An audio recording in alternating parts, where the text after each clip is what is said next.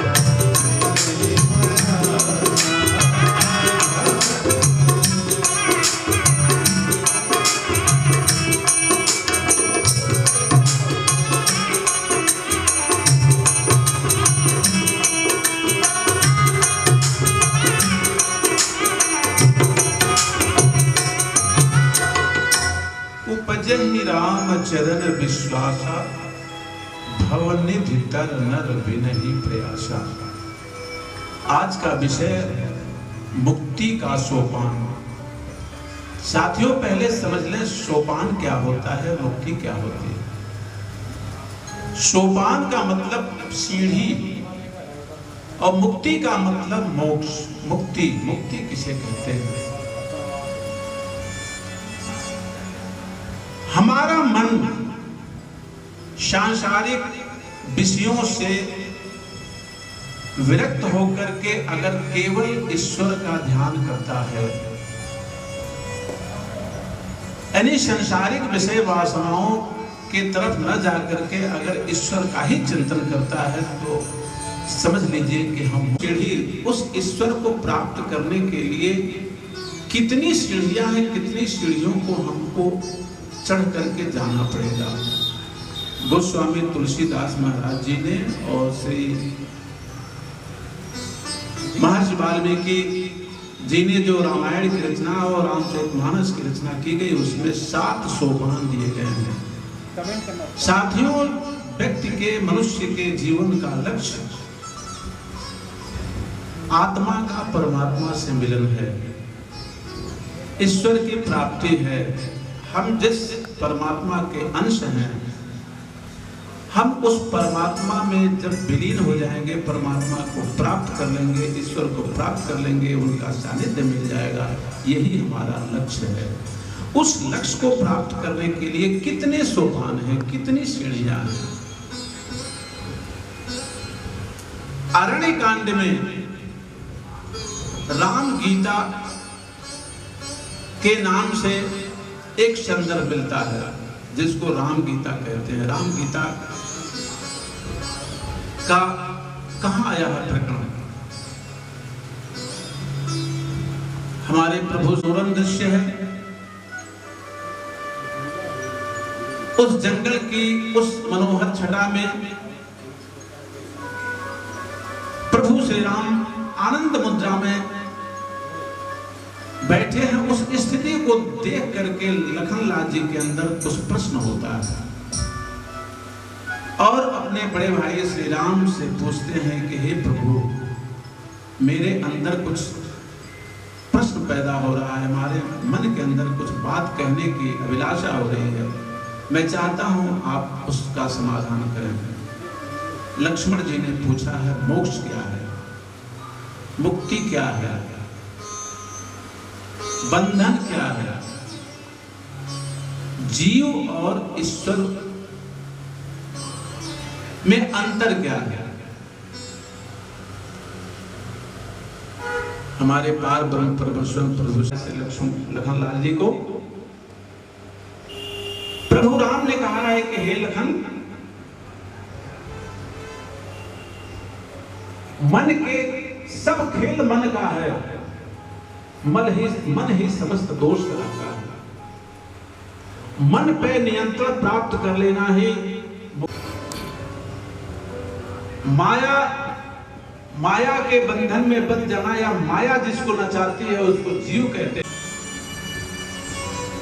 तो उसी मुक्ति को कैसे प्राप्त करेंगे, उसके 7 सोपानों के का हम आज के समय में कुछ इस बिंदु पर हम लोग आपस में चर्चा करेंगे कि मुक्ति के कौन कौन से सोपान। इस प्रकरण को ही राम गीता के नाम से कहा गया है, राम गीता के नाम से चर्चित हुआ है मानस का ये प्रकरण। साथियों, सबसे पहला सोपान बालकांड। बालकांड भगवान का चरण कहा गया है। पूरा श्री रामचरितमानस भगवान श्री राम की वो दिव्य आभा है, दिव्य स्वरूप माना गया है, जिसमें बालकांड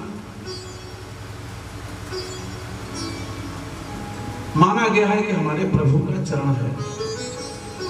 अपने जीवन को अगर आपको सफल बनाना है, सतमार्ग पर ले जाना है, ईश्वर को प्राप्त करना है, तो सबसे पहले हमको बालकांड में प्रवेश करना पड़ेगा।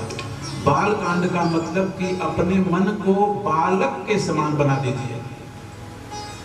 सदगुरु को, अपने साईं को क्या कहेंगे? पहली सीढ़ी को प्राप्त करने के लिए अपने मन को बालक के सदृश लाना आवश्यक है। नहीं तो मन से फिर यही बात निकलेगी, प्रश्न जो मन के अंदर उत्पन्न होगा उसका जवाब ढूंढना पड़ेगा।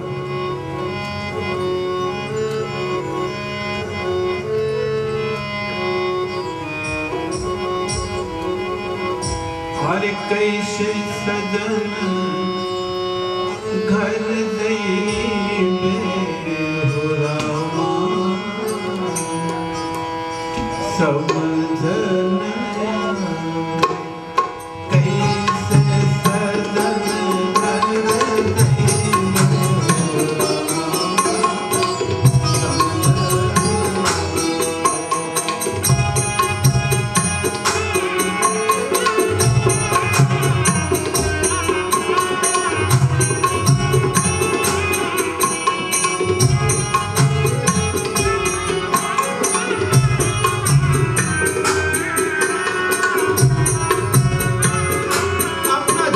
अभिमान रहित हो, मन कर्म वाणी एक हो, तब जाकर के हम बाल कांड में प्रवेश करेंगे, हमारा जीवन दास के रूप में सार्थकता हासिल करेंगे।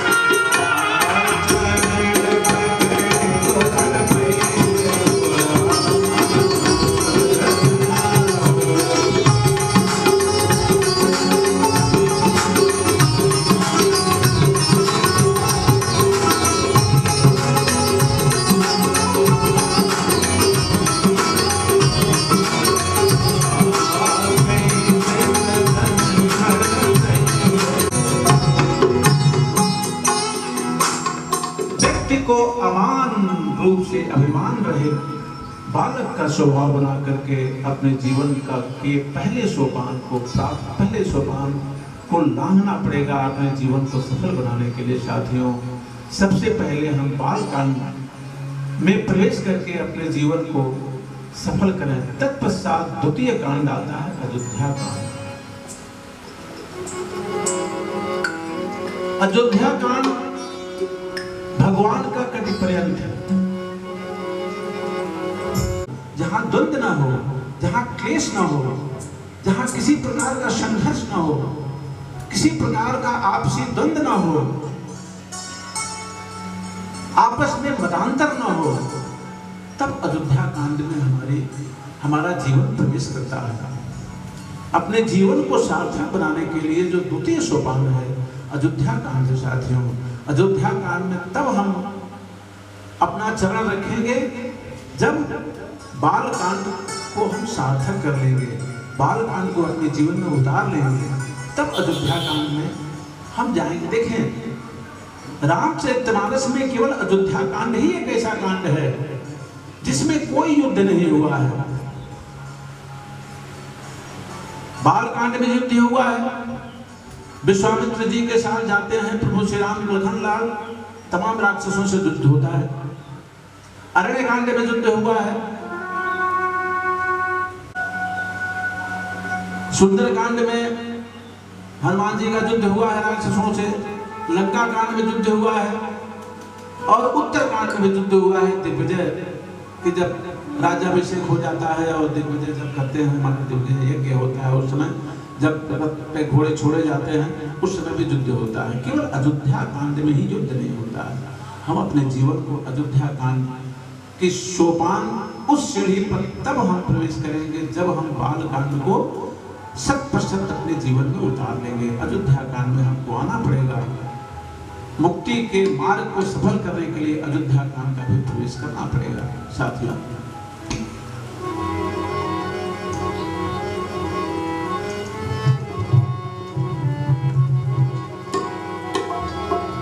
कोई द्वंद्व, कोई संघर्ष जीवन में अगर क्रोध ना हो, संघर्ष ना हो, द्वंद्व ना हो, तो जीवन वास्तव में स्वर्ग बन जाएगा।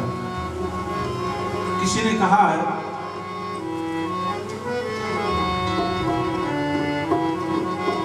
अरे नहीं चाहिए दुखाना किसी का, नहीं चाहिए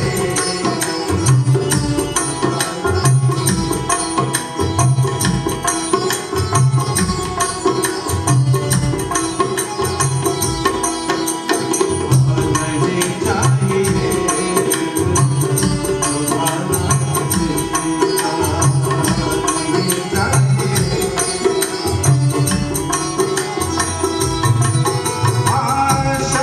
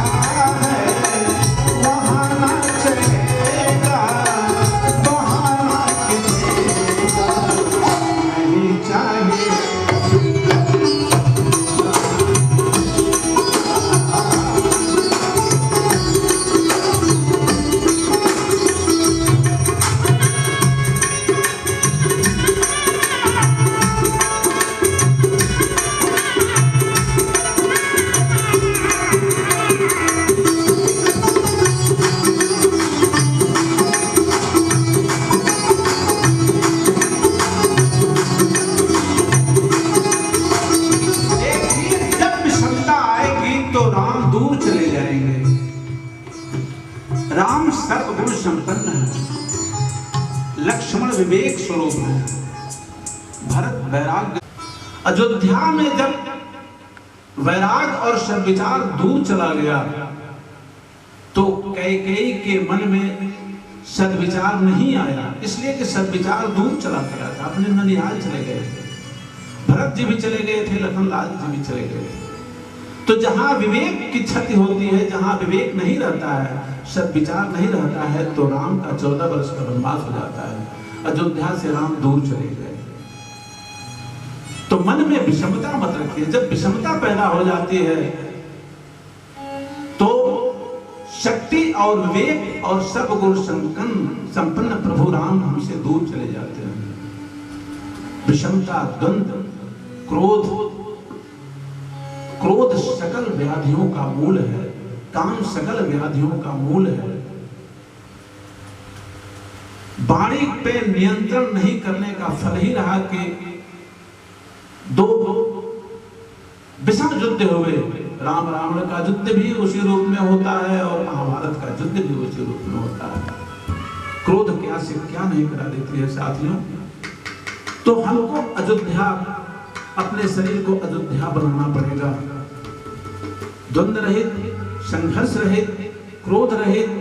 और ये तब होगा जब हम राम का भजन करेंगे, ईश्वर का चिंतन करेंगे। कब होगा ये? अरे ताही भजे रे मन तज को, ताही भजे रे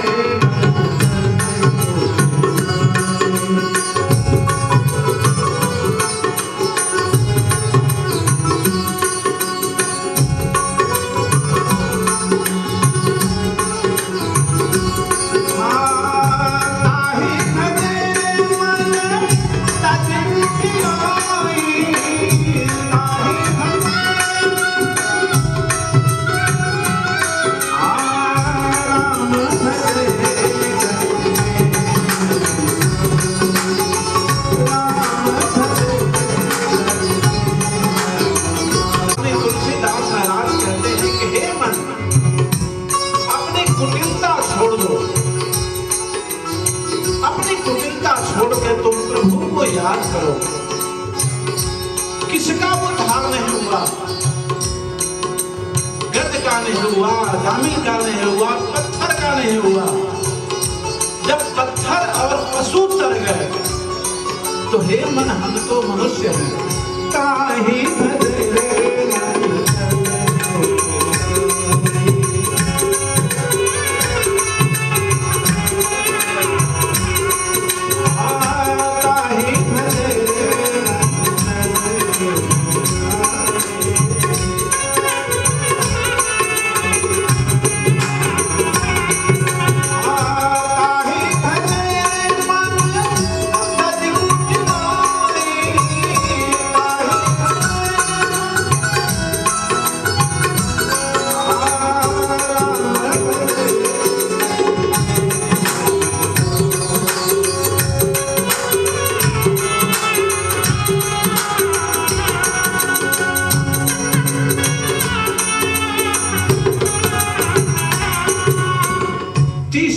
मन तीसरा सोपान आता है। उस पल अकेले बिताना चाहिए।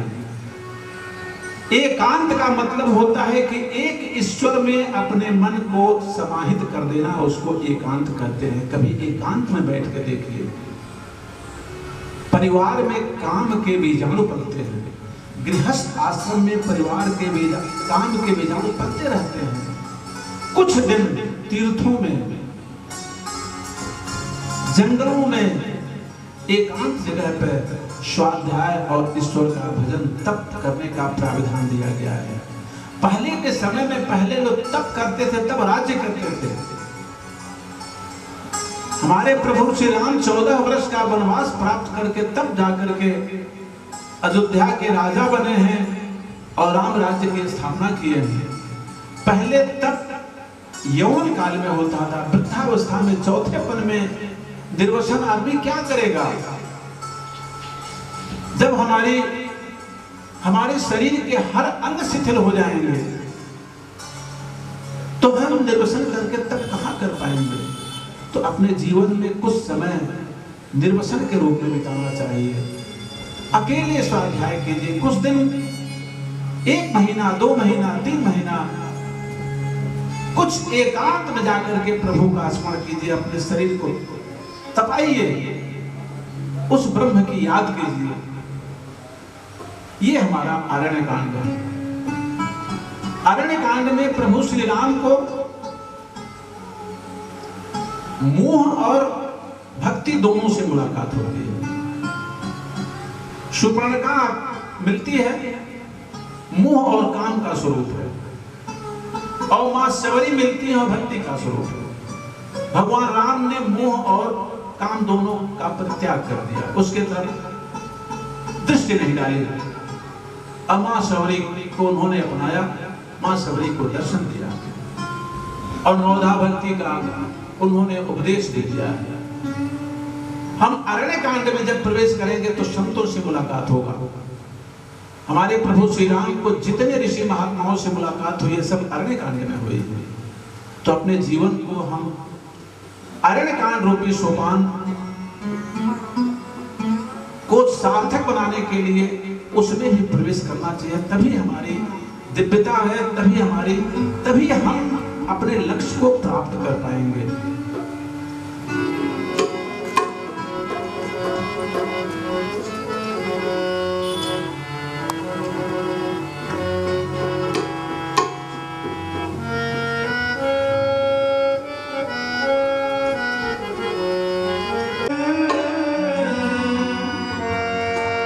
मोह सकल दीन कर मोहे पाने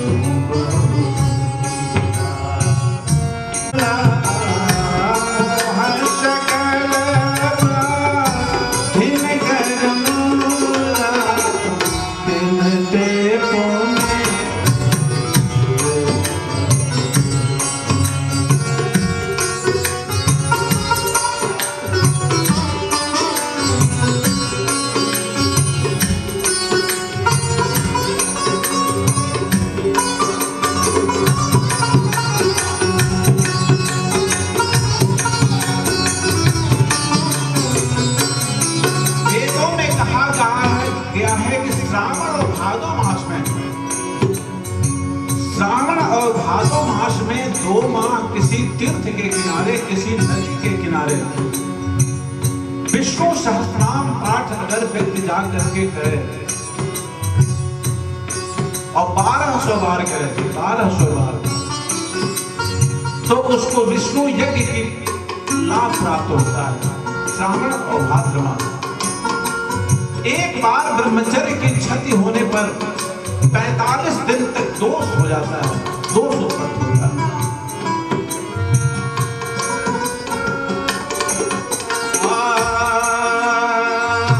ताहि भजे मन तज कुटिलाई राम भजे है।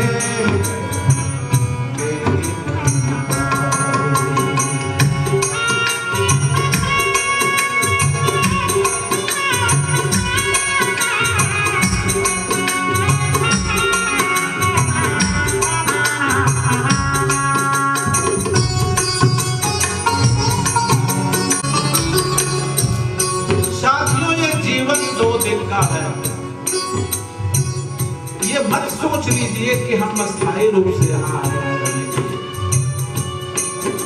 जो बीत गया सो बीत गया, जो बचा है अब तो कुछ सोचा जाए।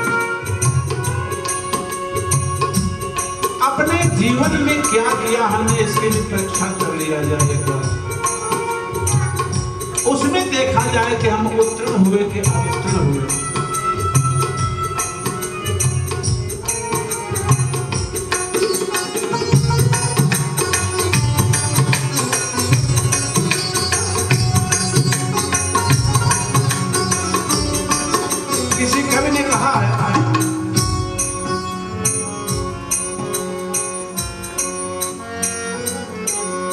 कुछ कुछ पल की जिंदगानी,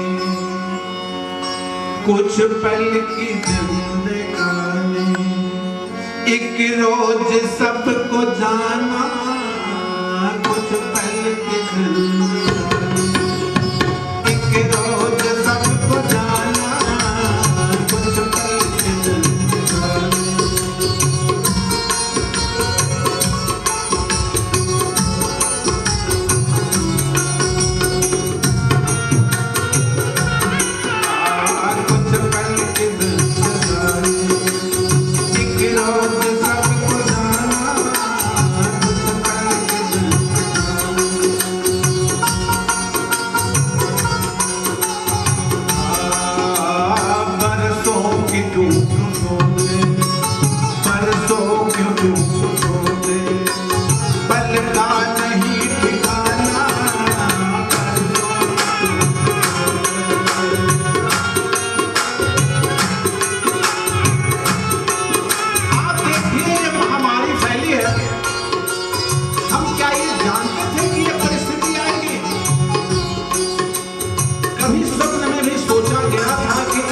परिस्थिति से गुजरना पड़ेगा। कुछ पल की जिंदगानी, एक रोज सबको जाना, कुछ पल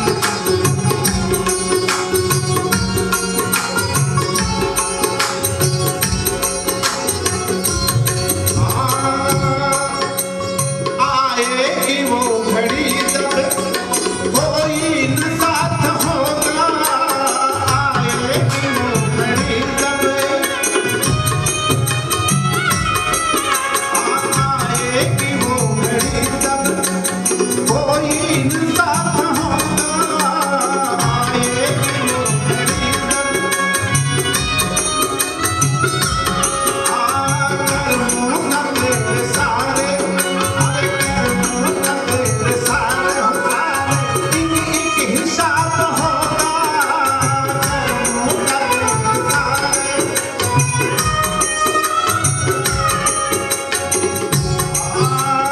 एक हिसाब होगा।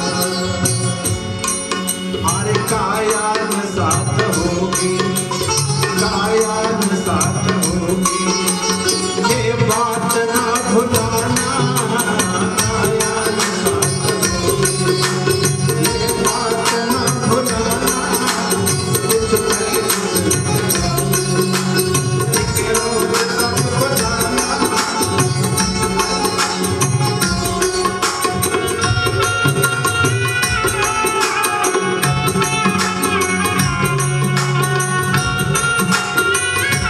और ये कब सार्थक होगा, ये जीवन कैसे सार्थक होगा? अरे गुरु बिनु भवन चले न कोई, गुरु बिनु भवन चले न कोई, बिना गुरु के अवनित नहीं कर सकते हैं। चाहे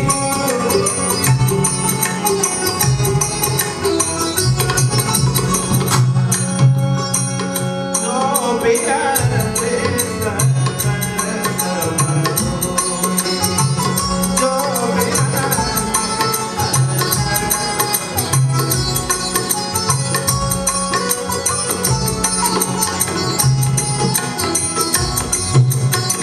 इसीलिए अरण्यकांड को हमको अरण्यकांड को अपने जीवन में कांड ईश्वर की मित्रता उसी से होती है, जिस कंठ उसी का सुंदर है जिस कंठ से प्रभु। किष्किंधा कांड में जीव और ईश्वर का मिलन होता है। जब किष्किंधा कांड किष्किंधा सोपान में हम प्रवेश करेंगे तो प्रभु योगी बनेंगे, तो हमको ब्रह्मचर्य का तप और कंठ में भगवान राम नाम की स्मृति, ये दो चीज का जब हम पालन करेंगे तब हम किष्किंधा कांड को सार्थक करेंगे। जीव का ईश्वर से मिलन ही किष्किंधा कांड है।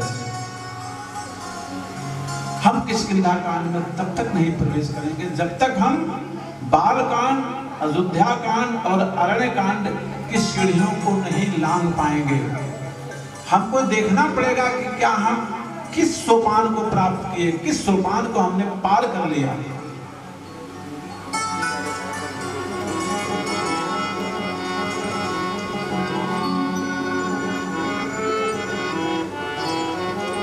होती है तो उसी समय कंस समाप्त कर दिया जाता है। ऐसे ही जब रावण का राम से मुलाकात होती है तो रावण समाप्त कर दिया जाता है। कभी काम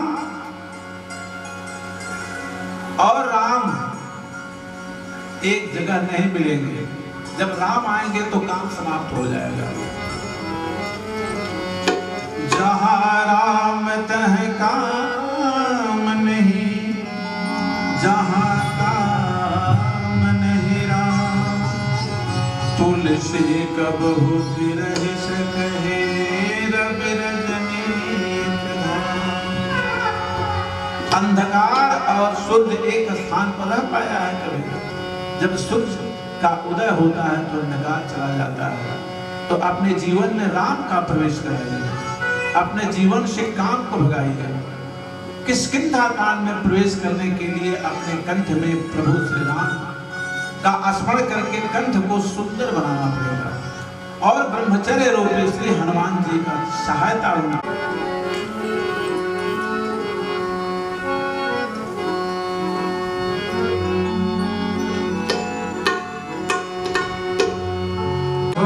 कछु अनुभव अपना सतहर जगत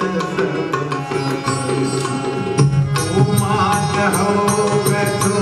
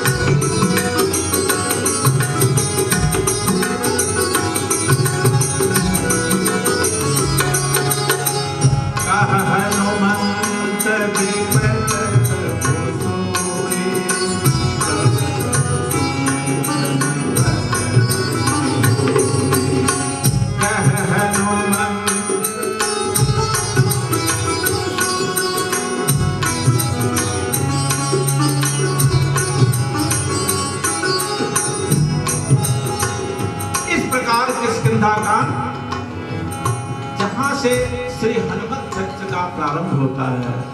श्री हनुमान जी का चरित्र का जो शुरुआती दौर है वो किष्किंधा कांड से शुरू होता है। वहीं से श्री हनुमान जी की दिव्यता हमको देखने को मिलती है। तत्पश्चात सोपान आता है सुंदरकांड। सुंदरकांड अपने में बहुत दिव्य कांड है। सुंदरकांड भगवान का कंठ कहा गया है।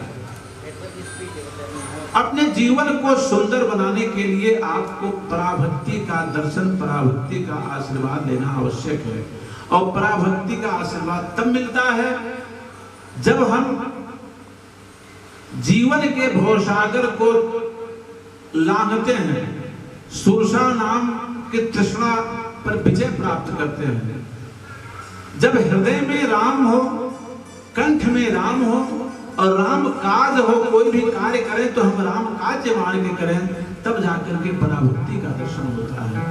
तब जाकर के हम सुंदरकांड में प्रवेश करते हैं।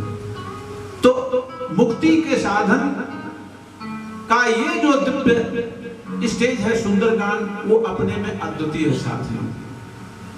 सुंदर सोपान श्री हनुमान जी की दिव्यता लिया हुआ वो सुंदर सोपान जिसमें श्री हनुमान जी की बहुत दिव्य साधना की गई है। हनुमान जी का गुण गाया गया है, जिसमें प्रभु राम ने सब कुछ कह दिया है। मां जानकी जी ने सब आशीर्वाद ले लिया है, क्या नहीं किया है। राम ने यहां तक कह दिया है कि हे हनुमान, तुम्हारे कृत्य के ऋण से कभी हम उत्तीर्ण नहीं हो पाएंगे। बहुत बड़ा कृत्य हमारे श्री हनुमान जी ने किया है। आज वो सुंदरकांड घर घर में हर जगह मंत्र के रूप में गाया जाता है, श्री हनुमान जी का वो दिव्य चरित्र। तो हम अपने जीवन को सफल बनाने के लिए सुंदरकांड रूपी सोपान को भी हमको पार करना पड़ेगा। लेकिन ये तब तक नहीं होगा जब तक इस माया को हम दूर नहीं करेंगे। अरे माया ठगनी हम जाने, माया ठगनी हम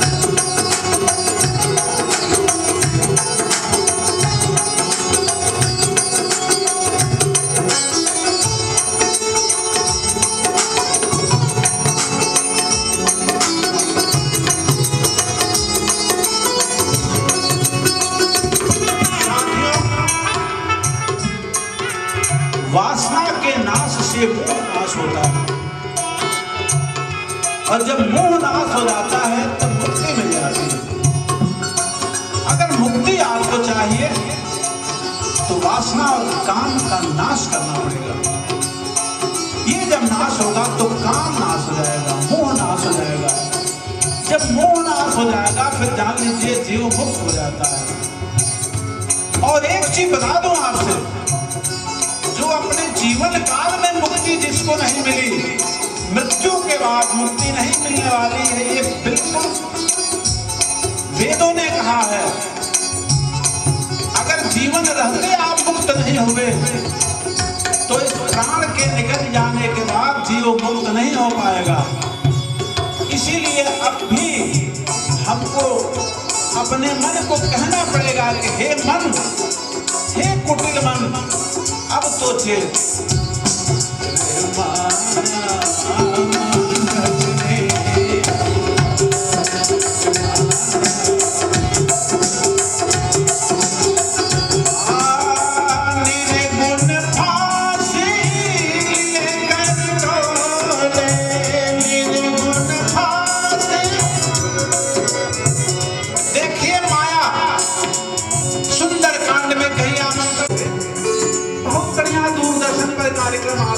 देखो सब कुछ तो यही है, कहाँ जाओगे?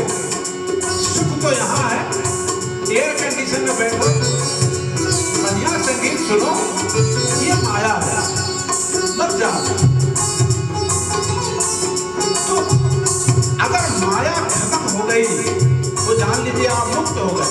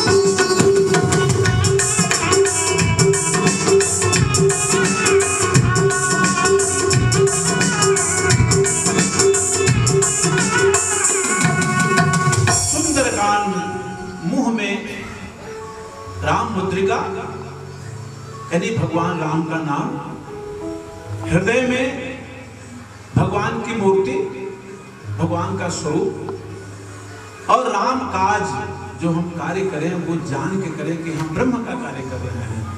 अगर ये हमने सोच लिया तो फिर प्रारब्ध में रहने का सौभाग्य प्राप्त होगा। तो सुंदरकांड रूपी सोपान को हमको पार करने के लिए इन चीजों को अपनाना पड़ेगा।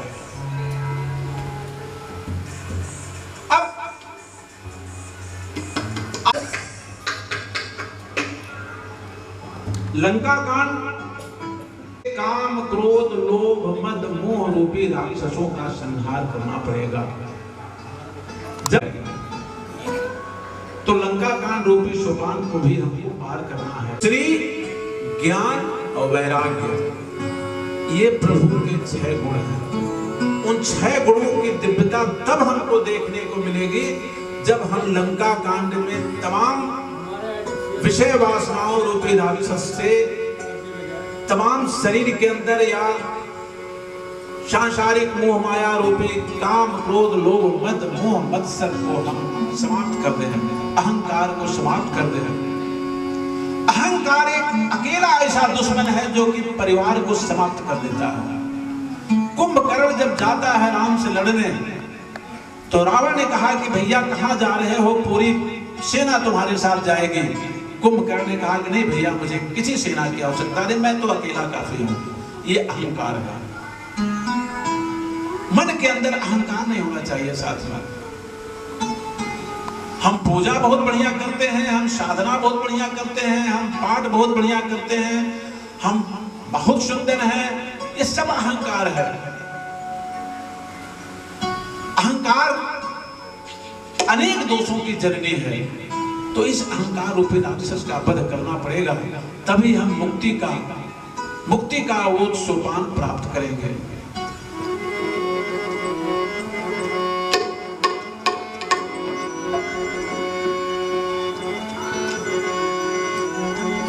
देखिए, गोस्वामी तुलसीदास जी ने अपने चौपाइयों में 14 प्रकार के लोगों को लिखा है कि ये जीते जी 100 के समान है। जिंदा रहते इनको 100 माना जाता है। कौन कौन?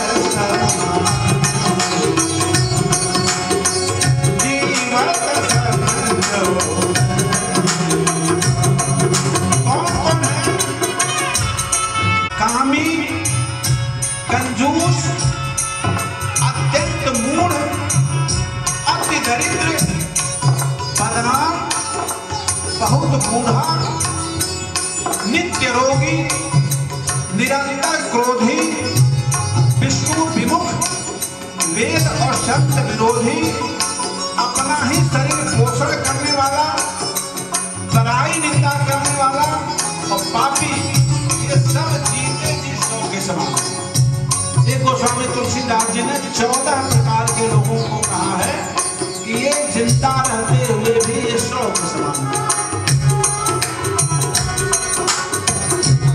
अब देख लीजिए कि हमारी क्या स्थिति है। इन 14 लोगों में क्या हम आते हैं? अपना तुलना सही कर लीजिए। गोस्वामी जी ने, बाबा जी ने सब कुछ लिख दिया और इसको देख करके तो हमको यही कहने की इच्छा करते हैं,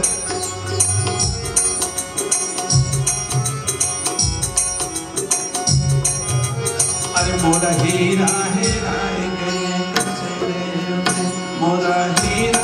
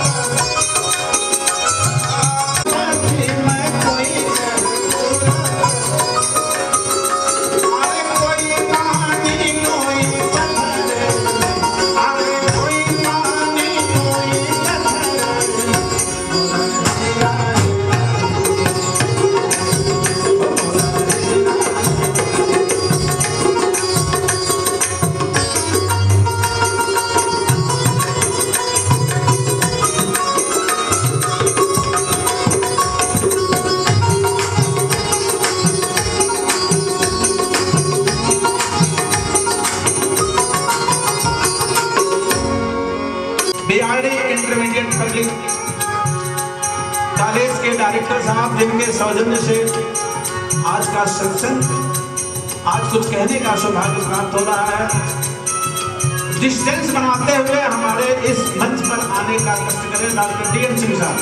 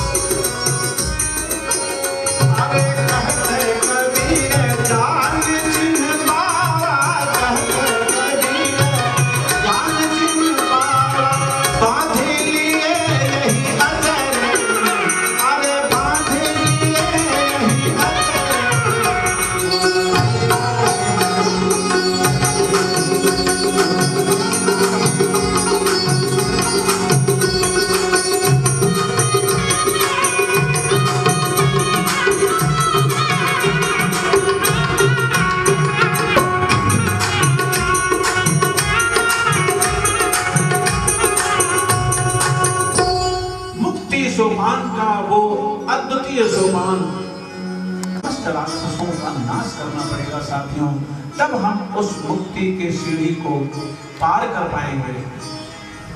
अब अंतिम सोपान, अंतिम सीढ़ी आती है उत्तरकांड। उत्तरकांड का मतलब होता है कि जब इन पीछे बीते हुए सोपानों को हम पार करेंगे तब हमारी उत्तरावस्था तब सही होगी। हमारी जीवन की उत्तरावस्था तब पूर्ण मानी जाएगी जब बाल कांड से लेकर के लंका कांड तक के सोपानों को, उन सीढ़ियों को हम सही ढंग से पार कर ले जाएंगे, तब हमारी उत्तरावस्था सही होगी। उस समय से ही कल्याण होगा। इसलिए कि प्रभु ने किसको नहीं तारा है, गणिका को नहीं तारा, कि अजामिल को नहीं तारा, कि गज को नहीं तारा, ग्राह को नहीं तारा, कि पत्थर को नहीं तार दिया, पशु को नहीं तारा, किसको नहीं तारा। तो हम हमारे अंदर तो बहुत कब तरेंगे जब उनका नाम लेते रहेंगे। गोस्वामी तुलसीदास जी ने क्या कहा है,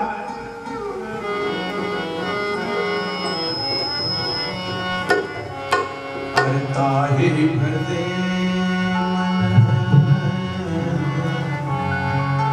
मन, ताहि भजे मन, तज कुटिलाई, राम भजे कटी कहि नहीं पाए, ताहि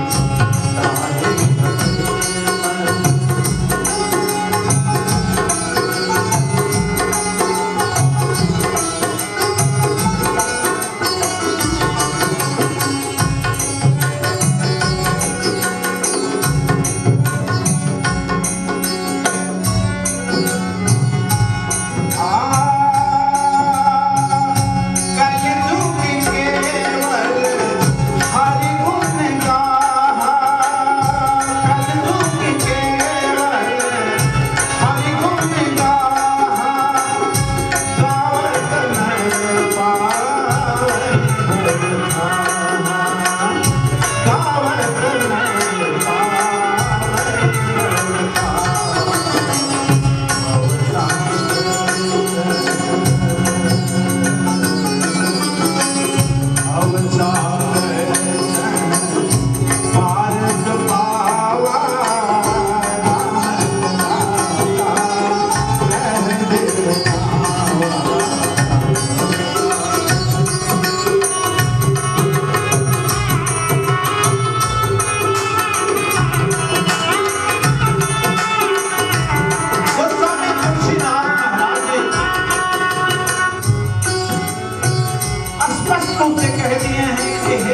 मन।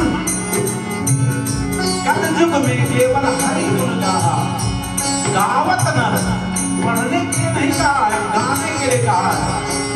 गावत नर पावे भव पार, इस भवसागर रूपी समुद्र को पार करने के लिए केवल और केवल राम नाम संकीर्तन गाइए, उनका चरित्र गाइए।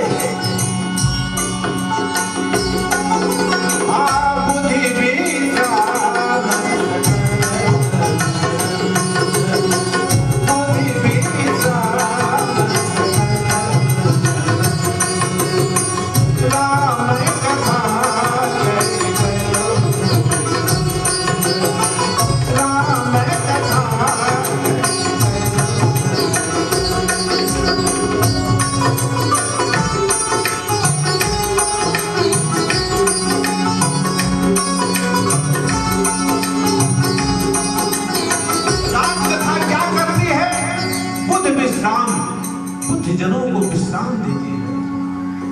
हम अपने जीवन में विश्राम प्राप्त करेंगे। हमें विश्राम नहीं मिल रहा है, जीवन के दौड़ में दौड़ रहे हैं।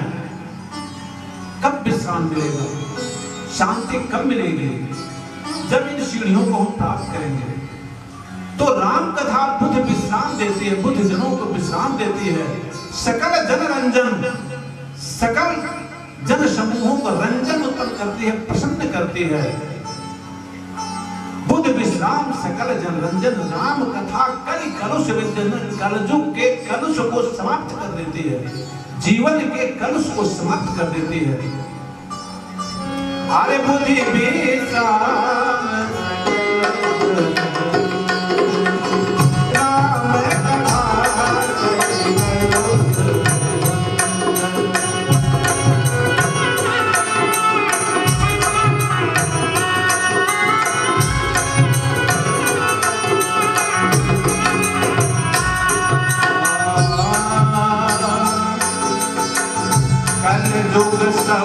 सुख हो नहीं, जो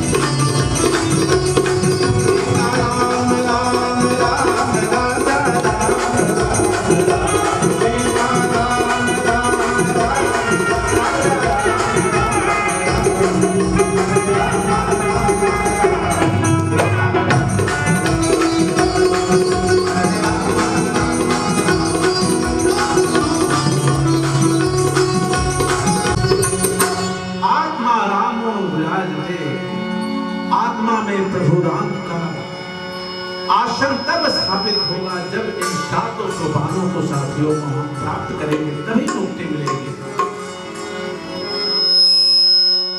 आज के इस सत्संग का अंतिम पुष्प आपको मैं समर्पित कर रहा हूं, ये मान के कि हे प्रभु विश्व का कल्याण करे, इस मानवता के ऊपर जो एक भयंकर आपदा आई हुई है, हे प्रभु आप ही बचाने वाले हैं। सबकी रक्षा करें, विश्व का कल्याण हो, मानवता का कल्याण हो। मैं अपने डॉक्टर डी.एन. सिंह साहब को सेवा काल में रहते हुए समर्पण की भावना लेकर के आपने जो अपना जीवन प्रारंभ किया है, मैं उनको भी बहुत बहुत नमन वंदन करता हूँ।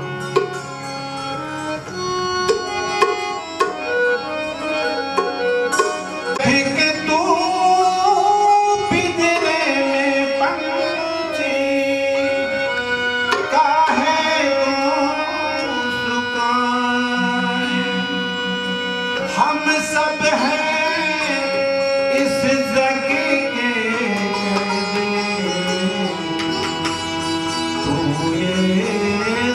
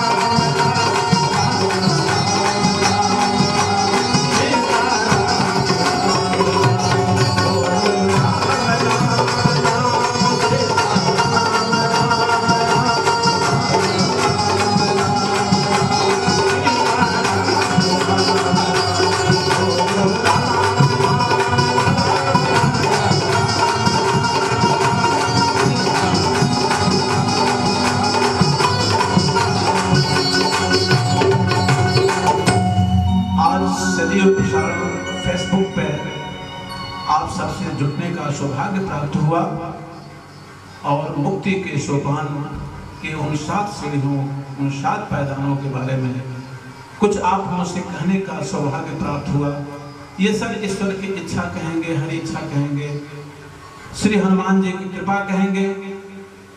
आज लाइव रूप में मेरे साथ जुड़ने वाले उन समस्त समाज, समस्त स्वजनों, मित्रों, साथियों, गुरुजनों, माताओं, बहनों को मैं पुनः नमन करता हूँ, पुनः प्रणाम करता हूँ। अगर ईश्वर की कृपा, उनकी इच्छा रहे तो पुनः किसी विषय को लेकर के हम एक दूसरे के समक्ष होंगे, हम कुछ कहने का प्रयास करेंगे। आपका स्नेह मिलता रहेगा, आपका आशीर्वाद मिलता रहेगा। यूं ईश्वर की ही कृपा है कि आज लाइव आपके साथ बैठने का मुझे कुछ समय मिला है। मैं ईश्वर को वंदन करता हूँ, प्रणाम करता हूँ, अपने श्री हनुमान जी के चरणों में पुनः नमन करता हूँ। पुनः बीपी पाठक आपको सादर प्रणाम करता है। धन्यवाद।